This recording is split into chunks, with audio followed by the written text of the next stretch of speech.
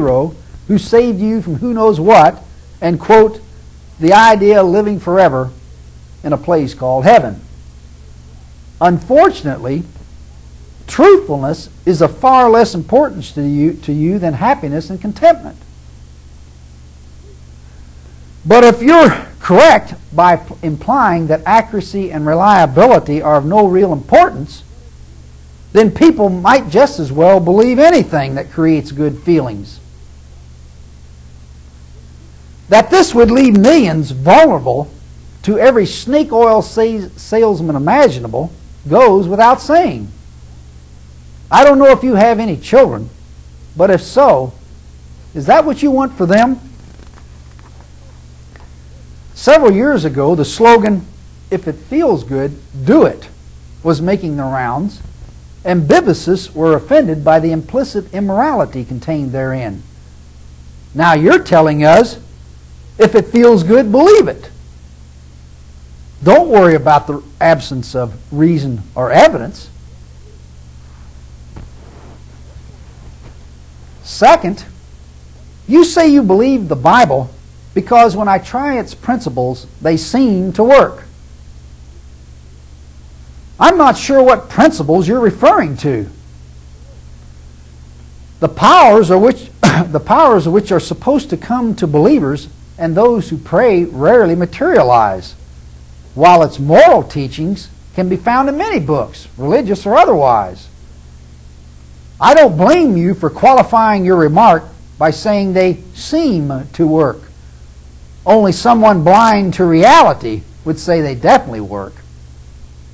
Third, if your comment that "I know I'm enjoying having a relationship with Jesus" is sufficient justification for belief, then others could justify their relationship with drugs, alcohol, cults, and the occult, because they too are enjoying themselves.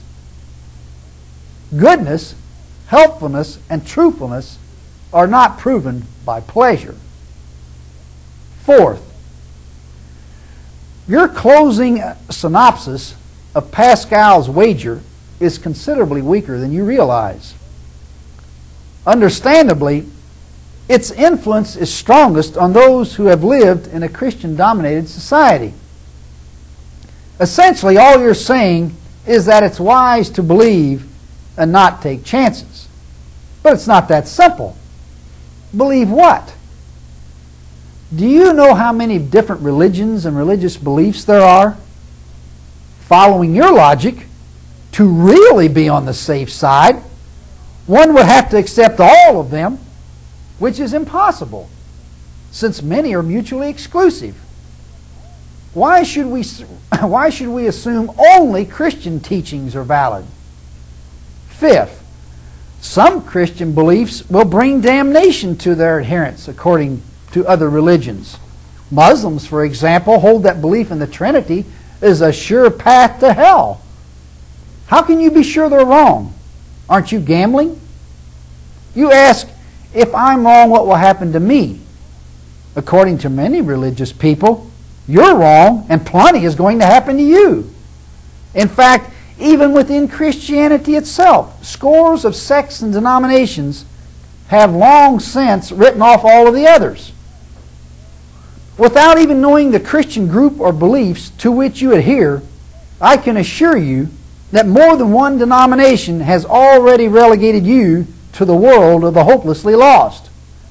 How do you know they're wrong? And you accuse me of gambling. 6. The Bible attributes acts to God that can only be described as appalling, including killing, deceiving, causing adultery, ordering killings, playing favorites, practicing injustice, punishing many for the acts of one, ordering cannibalism, and contradicting himself. A much more extensive list was discussed in some prior programs, you might recall. What would be your feelings toward a book describing you in such a manner? If God hasn't done anything to you so far for spreading this book, could it be that He's just letting you hang yourself? Could it be that on the judgment day in which you believe so firmly, you're going to discover just how angry He's been with you from the beginning? And lastly, you said, I will live a happy and satisfied life and take my chances of dying like a dog, that is, no afterlife. Yet, you have chosen to ignore the teachings of your own book, which says your fate is comparable to that of a dog. Ecclesiastes 3:19-20 says, quote, For the fate of the sons of men and the fate of beasts is the same. As one dies, so dies the other. They all have the same breath, and man has no advantage. I repeat, man has no advantage over the beasts, for all is vanity. All go to one place, all are from the dust, and all turn to the dust again. Who knows? Who knows whether the spirit of man goes upward and the spirit of the beast goes down to the earth? Unquote.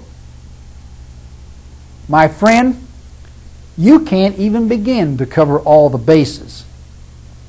So your only sensible choice is to accept that to which the evidence obviously leads.